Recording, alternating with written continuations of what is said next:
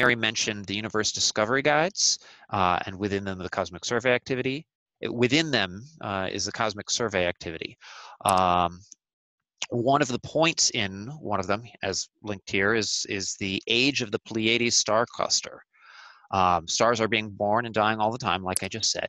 The Pleiades is only about 100 million years ago. It was created only about 100 million years ago. So when the first dinosaurs were looking up at the sky, they couldn't see those stars. The stars didn't exist. By the time the last dinosaurs went extinct, the Pleiades were up there, and they probably looked a bit different than they do today because they've been changing and growing all this time. But one of those little concepts that helps people really kind of think, oh, wow, that it's not like as long and as far as I thought. And we can look up there and we can see areas of star birth as well. This here is a stellar nursery where stars are actually being born. This one is called the Mountains of Creation. And it's a nebula full of dust and gas where stars are being formed as different forces collapse them down into masses. So the young stars in a picture like this are creating forces that act across light years to push dust and gas away from them. And as that dust is pushed together, it may coalesce into a new group of stars. Actually, at the tips of the peaks here, you can see new stars embedded in the dust holding the peak together. And I should note that the website that you've got here is on ViewSpace. And let me actually pull that up for just a moment.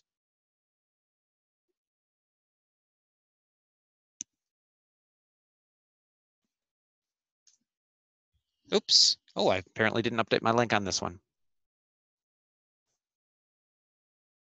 If you go into ViewSpace, there's a lovely new ViewSpace site. I'll show you the front page. But the Mountains of Creation are right here. And you can shift and take a look at the infrared view and see what all of those stars look like, as opposed to the visible light view, where we actually have a lot of the dust blocking what's out beyond there. But the whole ViewSpace site, which we've mentioned before, has recently, as of yesterday actually, gotten a little bit of an overhaul. So there's some lovely things that you can check out, and I do recommend that you check it out if you haven't yet and see if it's something that might be useful for you. So let me go back into this and grab my notes. Sorry. There we go. So stars, they're being born, and they go through their lives, and different things happen to them depending on how big these stars are. There are different types of stars that form, and mostly that's based on how massive they are. The more massive a star is, the hotter and faster it burns, and the really large ones may die out in only a couple of million years. Some of them, like our sun, last longer. Our sun is supposed to last about 10 billion years. We're about halfway through that right now. And then there are tiny ones, red dwarfs, like TRAPPIST-1, which we've mentioned before, and we'll talk about again in future weeks. Red dwarfs like that are actually expected to last for trillions of years, which is really impressive since it's been less than 14 billion years since the Big Bang. So they're going to be around for a long, long time. There are other factors that play into it too, though. For example, there are variable stars, which change in brightness over time. Sometimes it's because the star is getting bigger and smaller as a result of internal forces, but it may be for other things. For example, we've talked about Henrietta Leavitt before, who discovered the relationship between the rate of fluctuations in these Cepheid variable stars and their average brightness, which was a key for discovering the size and the expansion of the universe and measuring how far away most things in the universe are. So they become brighter and dimmer, and based on measuring that, we can figure out how far away they are, as a few of you might have seen with that prop that someone was showing a little bit earlier. So there's your answer for Erica.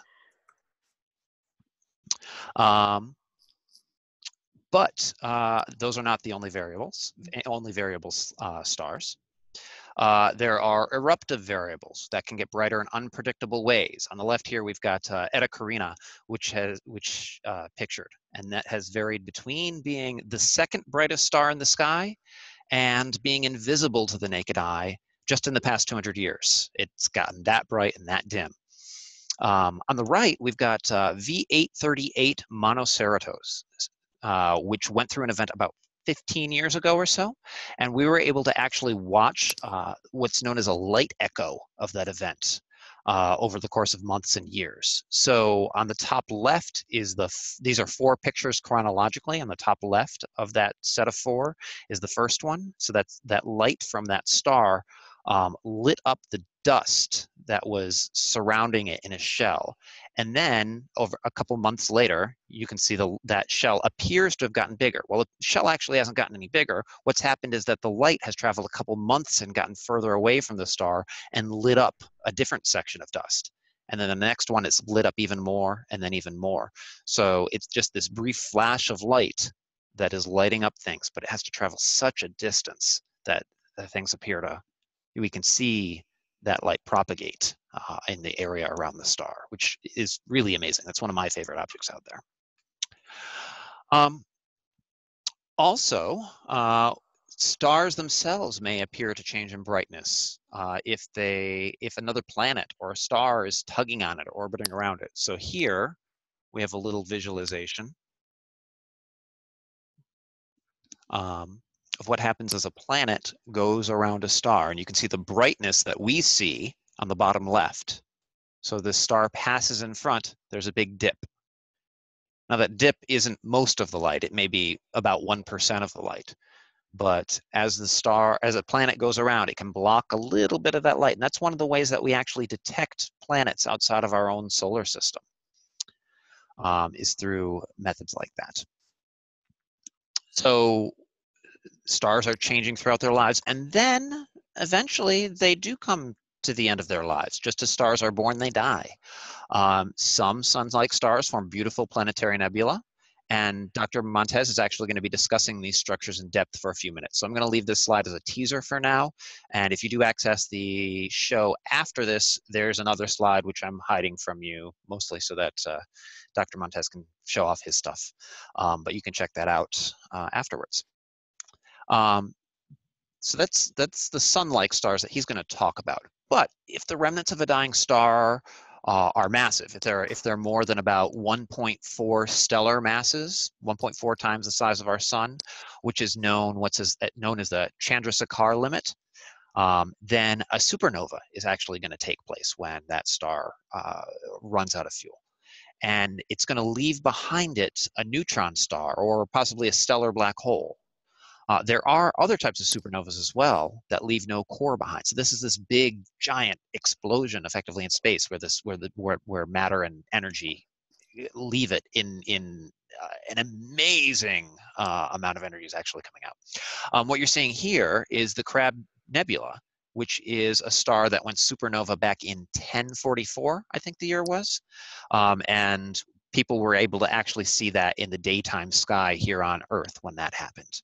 And the Crab Nebula now has a neutron star at its heart. On the left, we've got a multi-wavelength image of it. So we've got the radio, infrared, visible, UV, and X-ray all combined together.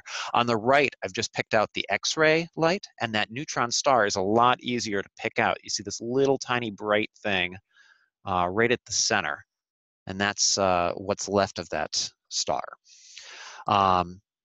This particular neutron star is also a pulsar, so it's rotating rapidly, and there's a beam that comes out of the pole of the star, and it sweeps over the Earth, kind of like a lighthouse beam sweeps across the sky.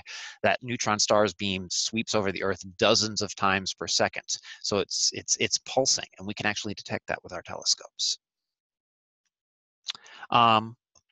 Another example of a supernova, a little more recently, in 1987, Supernova 1987A went off, and that was a star located in the Large Magellanic Cloud. And it looked like a new star in the sky, and it was visible to the naked eye.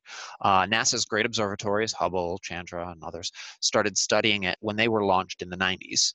And here we've got a series of Hubble observations where you can actually see this is how our picture of the night sky has changed in just these few years.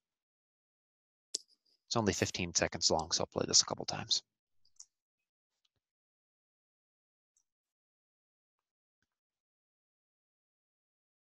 So this big circle that you're seeing, this ring, is a ring of gas and dust that was ejected from the star at an earlier point in time.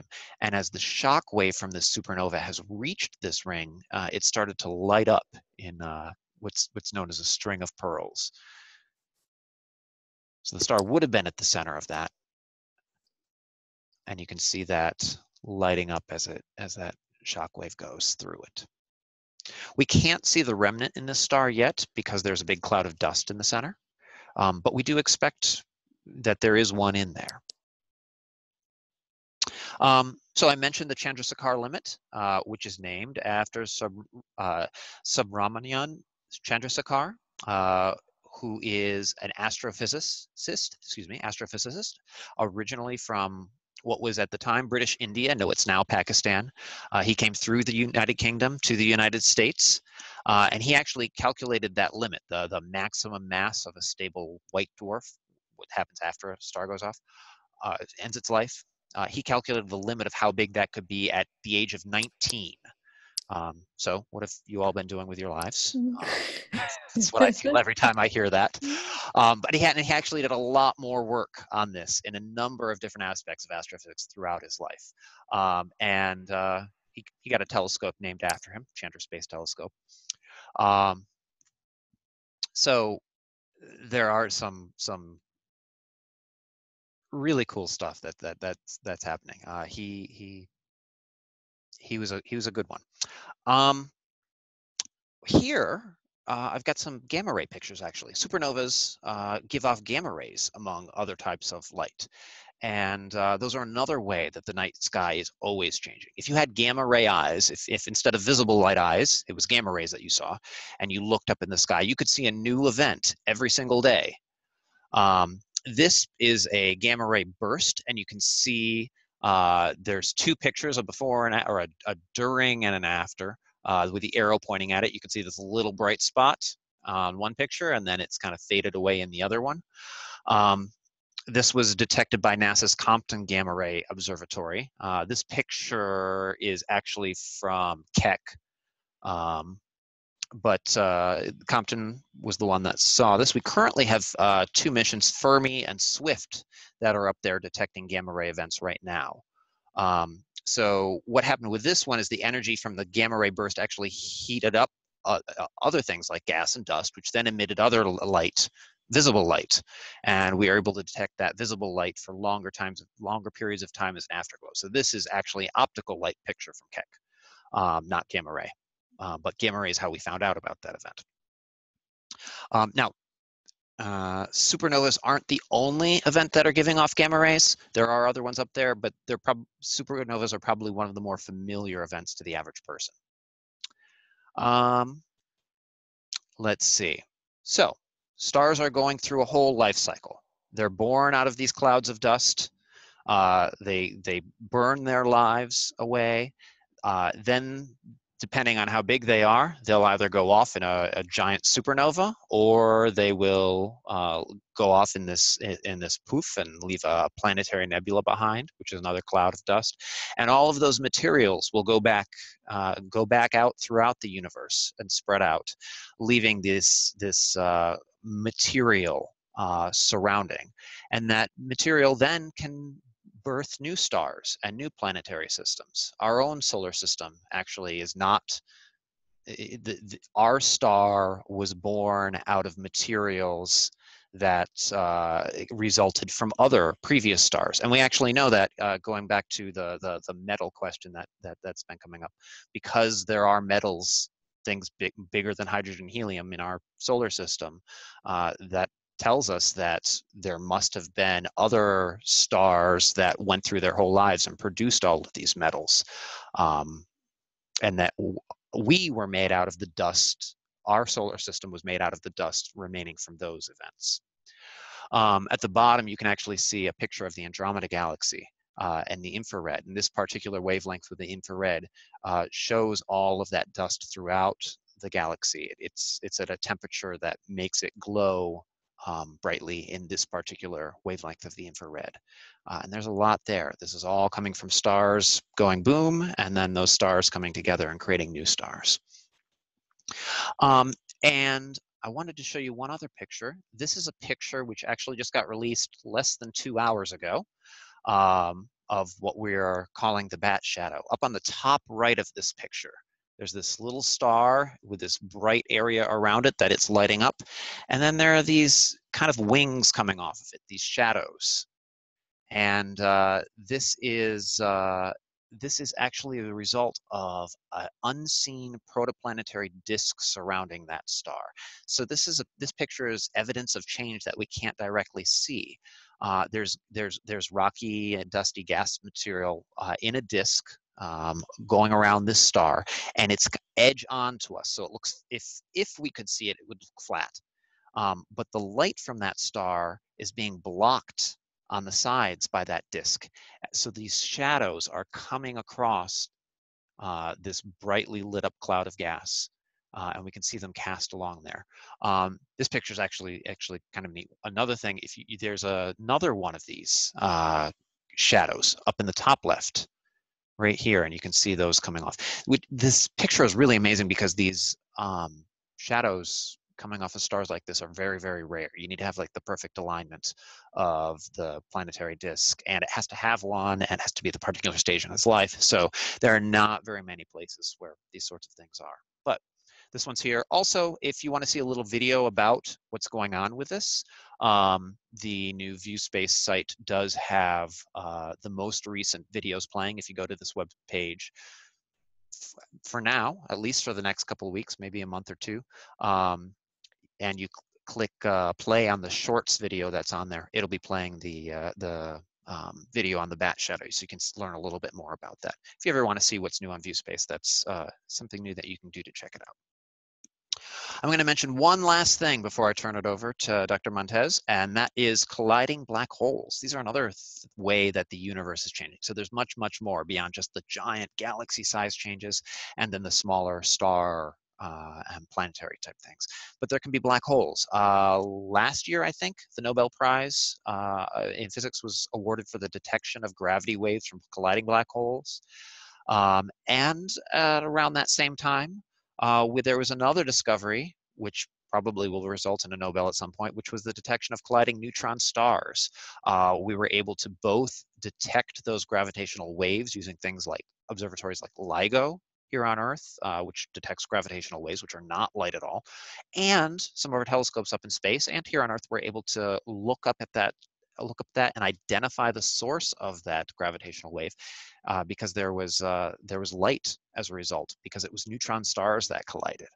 And there's a little animation. We'll play that really quick. But there you can see these two black holes circling each other, and all of these different colors are representations of the gravitational fields coming off of them. And as they spin around, they give off some waves that we can detect here on Earth, as the Earth actually ever so slightly stretches and narrows. And if you go to the site itself, there's some very dramatic music that is playing as well. That's playing in my ears that I didn't share with you.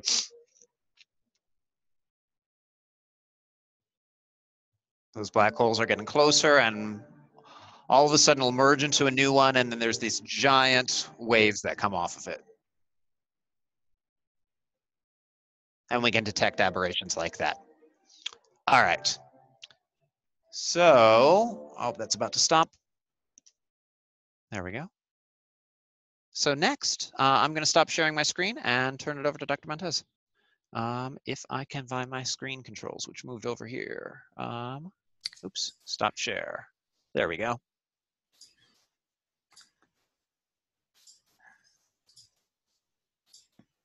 Hello, everybody. Can you hear me okay? If you cannot, let Yes. us know. Thanks a lot, Tim. That was a very helpful introduction and also covered some of the material, a little bit of the preview of the material I'll be covering. Like Tim said, I'm going to talk about the end state of stars like our sun, so stars that are about a solar mass. They can get up to 8 solar masses and still end up in this type of end state. But we tend to refer to these as sun-like stars. The Chandrasekhar mass limit that Tim mentioned earlier, which is about 1.2, 1.3 solar masses, is the core of the star, and I'll talk a little bit about the cores in these stars and what happens to them as well. But primarily what I want to get you familiar with is what these images that we get from Hubble Space Telescope and other observatories like Chandra and Spitzer, how valuable and how information rich they are. And so I'm going to jump into a sequence of images that you'll be able to see and we'll talk about together.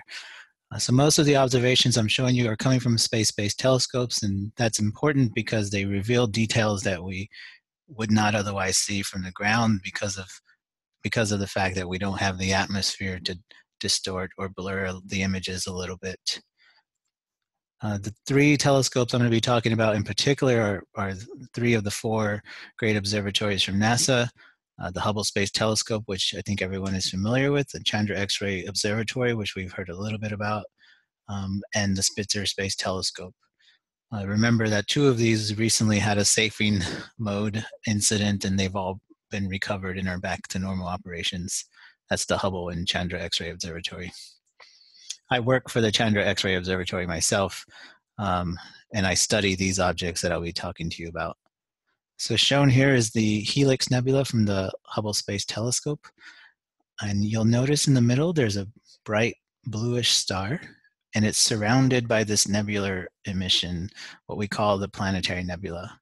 And you see that there's a color gradient that appears to go from blue to red.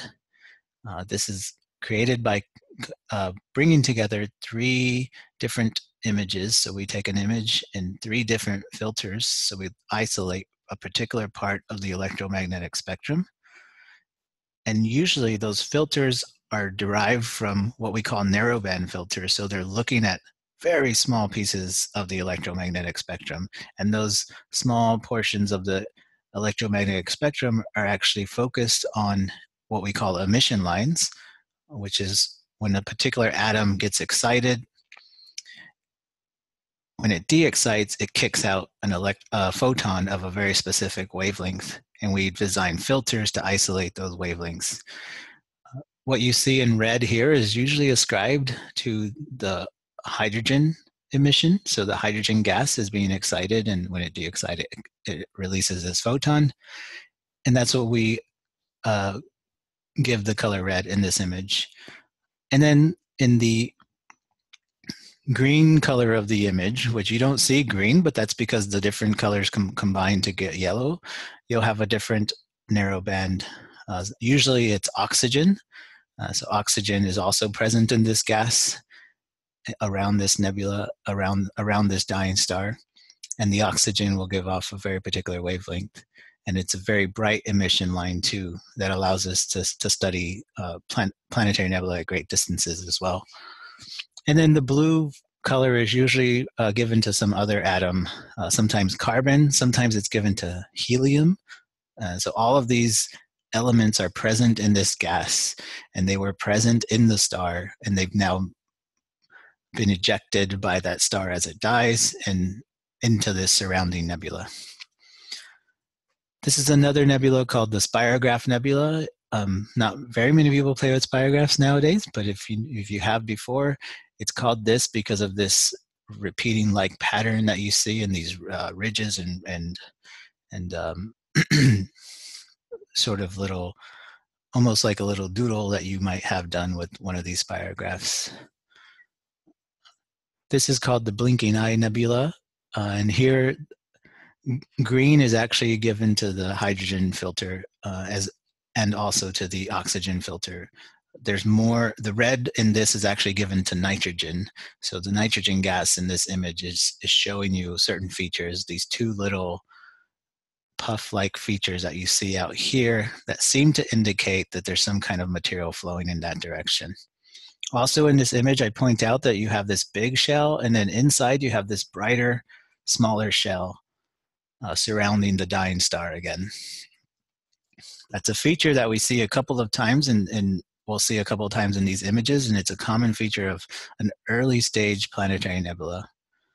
So this one we call the Eskimo Nebula. Again, there's the star, there's this inner shell, and there's this outer shell of material. And all of this material, again, was once part of the star and is now being ejected and thrown into space and forming these nebula. This is the Ring Nebula, which is a popular target for small telescopes because you can actually see a greenish hue. But typically, if you were to look at these nebula, you would see mostly white, gray, like colors, because you're looking at the integrated light of all that your eye can see, and you're not focusing on the narrow wavelengths like we do with the Hubble Space Telescope. This is called the Little Ghost Nebula. I don't always know where the names come from. I'm sure somebody must know where the common names come from, but we also call them by confusing phone numbers that we tend not to use. Again, here you see this shell of material surrounding the dying star in the center, and you start to see evidence for additional material that's being thrown out from the star in different directions. And that's even more pronounced in objects like these, which we call bipolar planetary nebulae. This is bipolar because it has two lobes. The central star is here. The star that's throwing the material out is here. And then it forms these two lobes on either side of the star. You can imagine that this shape, which is like this, if you can see me in the video, if you were looking at it like this, you would maybe see a round-like structure. We're looking at this one kind of at an intermediate angle, so we're seeing both lobes. Some of them you'll see like this. I'll show you one later. You'll see it's actually straight on, and you see both lobes very nicely.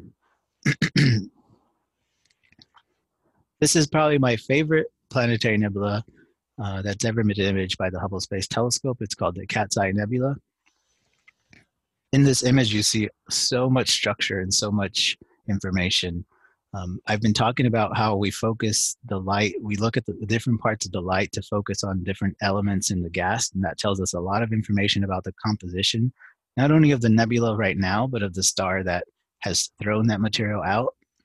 In this image, it's actually the spatial structures that we see that are so informative and telling us so much information, and most of that has challenged our simple view of how these planetary nebula form. So again, you have the star, you have this inner shell, then you have this spiral-like structure emanating all around that inner shell. And then you see material up in the north and south that seems to be flying away from the star. And you can trace that back towards the central star. It seems to be flying out at higher velocities. And then in addition to that, you see these rings in scattered light surrounding this nebula that indicate that at some point in the history, that mass that's being lost by that star is being lost in a very spherically symmetric way.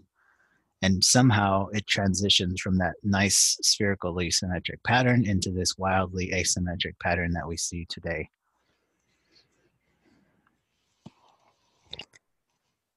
But we call these planetary nebulae. And although the gas that's lost by these stars can enter the supply of gas that's in the galaxy and can then become a part of a site where new stars can form, these actually, and in those new stars, planets can form, these actually don't form. The gas here has nothing to do with planets. It's just a misnomer that was started when these were first discovered. And it primarily concerns the fact that when you look in the night sky, everything is twinkling except for the planets. The planets don't twinkle because they actually have a size.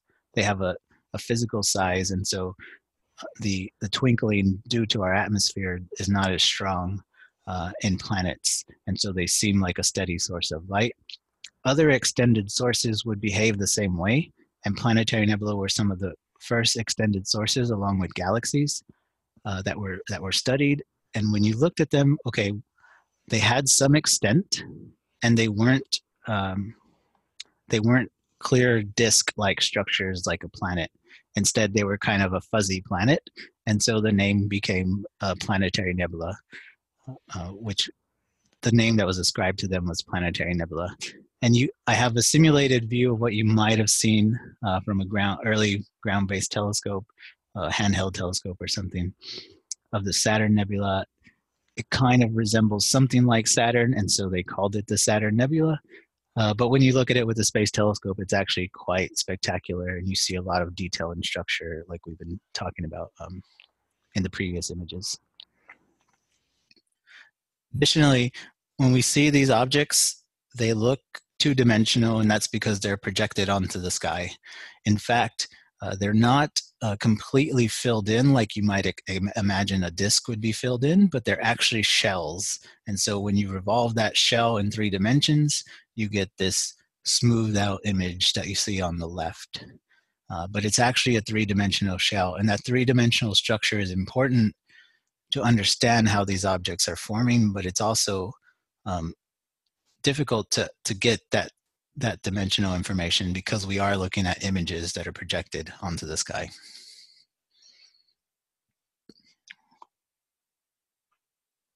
So coming back to the Cat's Eye Nebula, these shapes are just so wild, and they're really one of the biggest challenges that we've had. So our understanding of how these nebula form starts with the star beginning to die. So it's hydrogen in its core is exhausted, starts building up helium in the core. The helium ignites. That starts a lot of mass loss, so the star starts to lose material into space. And then when that helium is exhausted in the core, the star starts to contract, and that causes the beginning of the end of that star's life. We call that the asymptotic giant branch phase. You're losing lots of material, the core is contracting, and you're ultimately turning the core into a white dwarf. And the mass of that core is where the Chandrasekhar mass limit comes into place.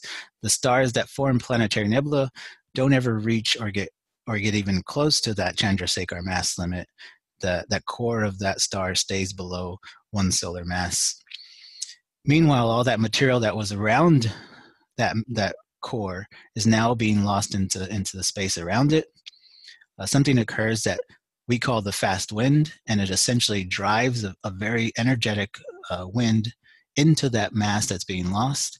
And as you drive that wind into that mass, you shape that material into these shells that we see. That's a very simple view, and if you were a spherically symmetric star, you would expect every planetary nebula to be round, but clearly we don't see that in all these images that I've been showing you. Instead, what we actually see are a variety of shapes. Most planetary nebula are not spherical. They're not perfectly round. They're actually elongated, either elliptical, or you'll have these bipolar shapes. I have a gallery of those here showing you these features, which are these characteristic of these bipolar planetary nebulae. And so we tend to study these shapes of planetary nebula, where we call them morphology, and we categorize them into these pretty basic shapes. So you have round and elliptical, you have hourglass or bipolar shapes, and you have multipolar shapes. And the bipolar shapes are perhaps giving us the biggest clue into what's causing all of these different shapes and how these shapes arrive in planetary nebulae. Their main features are these pinched wastes and then these 2 lobes on either side of the central star. One way to get that pinched waste is to actually have a torus surrounding the star, so something like a donut-like shape that's surrounding the star and probably very dark, so lots of dust. And if you put a torus there, when the star starts to lose its mass in a very spherically symmetric way, when it encounters that torus, it'll be deflected and it'll be stopped in that direction, and you'll end up over time building this shape. And we can model that hydrodynamically, but we don't know where the torus comes from. One way that you can get that torus is by including a binary. So if your star has a companion and that companion is orbiting the star, as you lose mass, that binary companion can potentially fall in to your main star, to your larger star, and get ripped apart and build up the torus over time, leading to this asymmetric shapes. So we call this the binary hypothesis. It's something that we've been studying for maybe a decade now, actually, trying to figure out if that's the path to form planetary nebula. A schematic here of different outcomes that could arrive from a binary. If you had a binary that starts close together, then you might merge and you might eject your mass in a specific pattern. If you might form a common envelope, or the two stars appear to be one, but then they eventually eject that outer material, and that could make the nebula. And if you start with a binary that's far away, well, then you might just have a slight influence on the shaping of the nebula, but not a strong influence. So you might just have one of these elliptical stars. So that's what we see with the Hubble Space Telescope. And I don't have much time, so I'm going to quickly go through what we see in some of the other telescopes. I study X-rays in particular, so I want to show you this for sure. This is the Cat's Eye Nebula with the Hubble Space Telescope. And this is what you see with Chandra. And I'll blink between those two so you can see where the X-rays are coming from. And there's a composite image, and you can see the X-rays are all coming from this inner shell that I was pointing out earlier. And in fact, every time we see one of those inner shells, it's filled with X-ray emitting gas. And we think that's coming from whenever that fast wind is shaping that material into the nebula, it collides with it and it creates a shock, and that shock emits in the X-rays, and those are the X-rays that we detect. I put together a survey of these objects, and here's 4 of them in HST, and here they are in Chandra. And I'll go back and forth a little bit, again pointing out that those inner shells that we see in these nebula are all filled with X-ray emitting gas. Here's a composite of those. You can get all of these images on the Chandra website. So I've showed you the X-rays, I've shown you the Hubble Space Telescope. This is what you get when you look in the infrared. It doesn't look as amazing as what we've been seeing, these high fidelity, high resolution images. And that's primarily because infrared photons are harder to focus. They're longer wavelengths, so you need a larger mirror to get the high resolution images that we see in HST. This is what you see when you step back from what we've been looking at. So everything we've been studying for the Cat's Eye Nebula is in this central region, but there's actually other material out there, and you can see it when you image very deeply in the optical as well. And you see that this star that we've been considering, this nebula we've been considering the whole time, is actually surrounded by an incredible amount of emission. And now I think I have to wrap up by 3. So correct me if I'm wrong, but I'm going to skip forward. Is that right, Mary? If you want to take a couple extra minutes, these pictures are so fabulous. I feel like people will want to experience this. I'll understand if people need to leave, and this will be recorded, but I think we really want to hear a little bit more from you. Okay.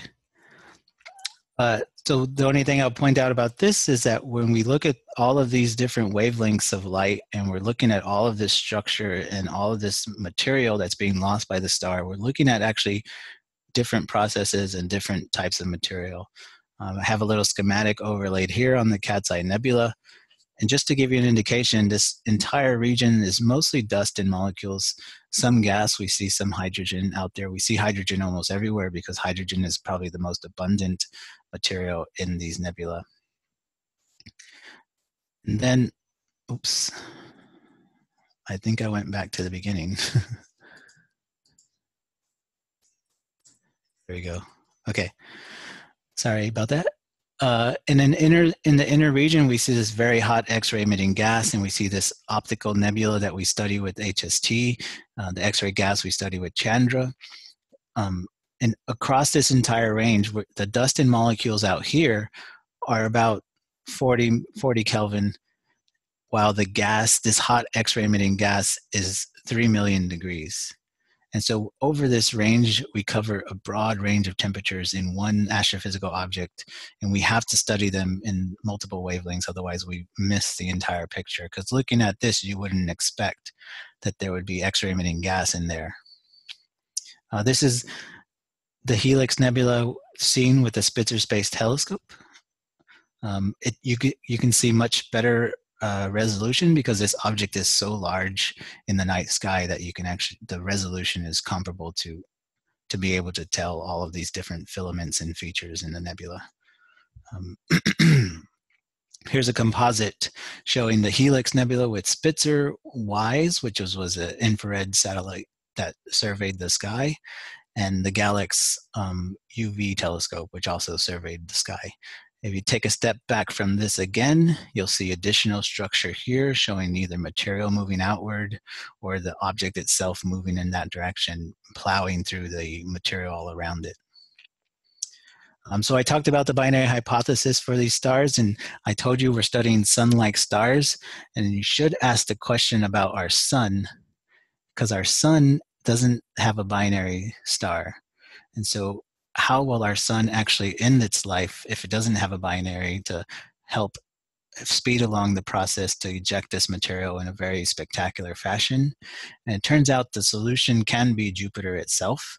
Jupiter has enough mass compared to the mass of the sun that when the sun starts to lose material, Jupiter falls into the sun, it can rip it apart, build this torus around the star, and then help propel that material into a very asymmetric and wild pattern. So I'll leave that there, and if you have any questions, I'm happy to field them. Thanks so much, Rudy. That was really terrific. And those structures are amazing. It's really great to have you kind of talk about them directly and point out the things that you see. Folks, if people want to ask questions directly, if you want, in fact, I think maybe I'll unmute folks. So if you'd like to ask, I'm unmuting you and you can ask directly. So this is David, and I'd like to know, with the discovery of the first observations of gravity waves, so if you set up the observing and look for events when stars I was worried about collide, because I really wanted to wear this jacket. Would that help you in looking for these kinds of planetary nebula objects that are on their way to forming toruses? So the gravitational waves that we would, so if we have these two stars in a very close orbit, they would actually generate gravitational waves, but these objects are at such a low mass scale compared to the sources that we've seen so far with LIGO that we actually have to wait for a better gravitational wave detector in order to detect them. But gravitational waves can be used to study these very compact binaries of low mass, but we need something like LISA, which would be a gravitational wave observatory in space, in order to get down to the sensitivities to detect them. Oh, thank you.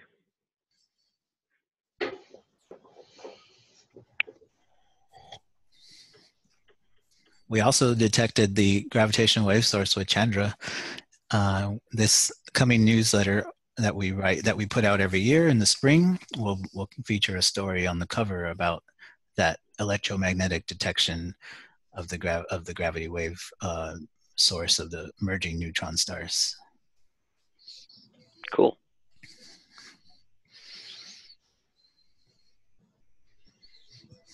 Does anybody else have any questions for Rudy or about this idea of life cycle of stars, which ends up being a very popular one with visitors and might be a great subject for an event or a program or an exhibit? Yes, Frontiers of Flight Museum. Let me find you and unmute you if you, where are we here?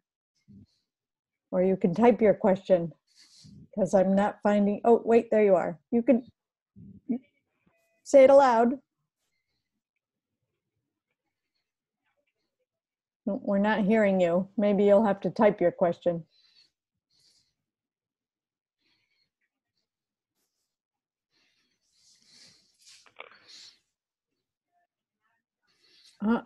We're still not hearing.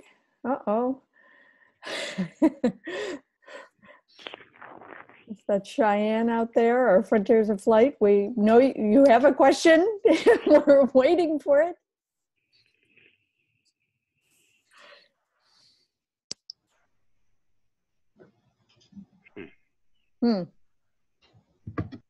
Well, okay.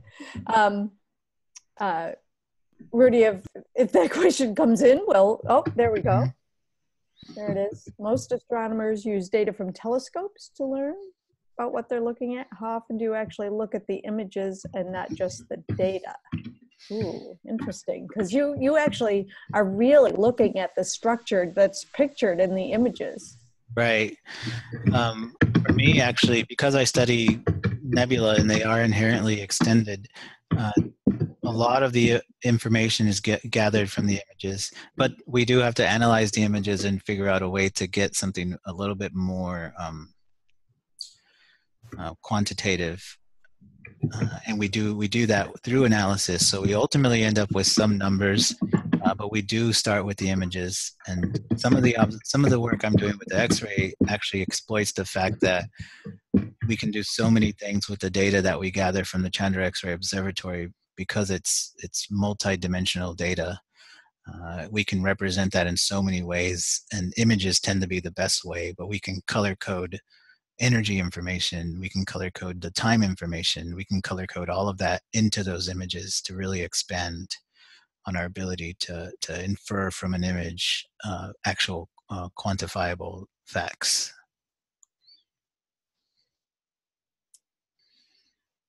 Here's a question about just what you talked about with our own solar system. Have we observed any examples such as a Jupiter? We haven't observed directly.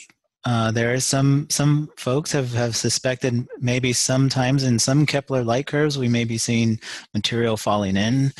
We may see something on a smaller scale falling in. But actually detecting it is a very rare event. It's a very short-lived phenomenon, and so the longevity of some phenomenon is directly or inversely proportional to its ability to detect. But we do have simulations actually to show that as the star expands and starts to lose its material, planets of a certain mass at a certain distance will either fall in or be pushed out, driven out. And we do have simulations, so calculations to show that that does and can happen.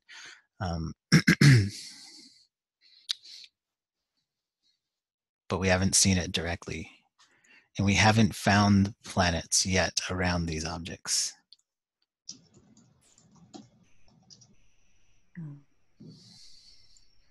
Oops. There we go. Great. Well, Rudy, this has been fascinating. And I think if other questions come up, we'll be sure to get them to you so that you can provide follow-up. And I'll provide my slides to you and you can distribute them. Yeah, that's great, because some of those images really showing the X-rays and the inner shell, I had never seen those comparisons. That's really terrific. So for folks, as we wrap up here, today we've been looking at the dynamic universe, and but it's also time to start thinking about your program models. I'll talk about that in a little bit. In 2 weeks, we'll get into exoplanets and how we detect them and what we can figure out from those detections. So we hope to see you then. In between now and then, start thinking about program model ideas.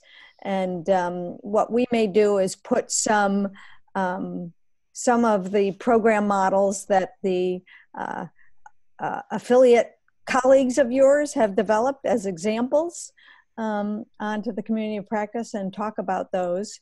But I wanted to talk about the timeline for applying for the mini awards for those, to implement those program models.